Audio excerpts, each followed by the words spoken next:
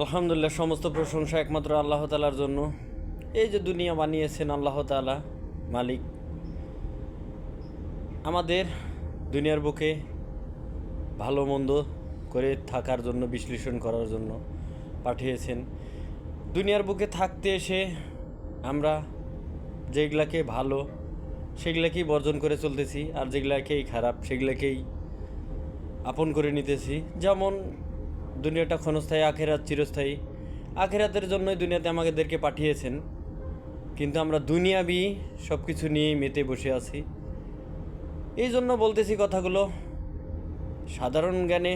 কথাগুলো শুনে যাবেন, যদি শোনেন তাহলে বুঝতে পারবেন কি কথাগুলো বলতেছিলাম, যদি না শোনেন তাহলে অবশ্য কোনো কিছুই বুঝতে পারবেন না। সেই জন্য সবার উদ্দেশ্যেই বলতে চাই, আল্লাহ তাআলা যেন সবাইকে ভালো রাখে, সুস্থ রাখে। আর যে কথাটা বলতেছিলাম,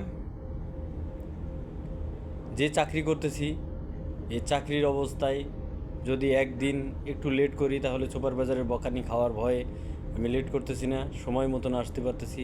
আল্লাহ তাআলা যেগুলো হুকুম দিয়ে আমাকে পাঠিয়েছেন সেটাই আমি পালন করতে পারতেছি না। কেননা আল্লাহ তাআলার সব কিছু তো সামনাসামনি পাইতেছি না, আর দুনিয়ার বুকে চাকরি করতেছি সেটাকে সামনাসামনি পাওয়া যাইতেছে বিধায় আমাদের দিলের ভিতরে একিন হয়ে গেছে। তাই এই জন্য যা কিছু করিব আমরা ভেবেচিন্তে করিব। আর এই অসহায় ভাইটাকে একটু লাইক কমেন্ট শেয়ার করে দেব।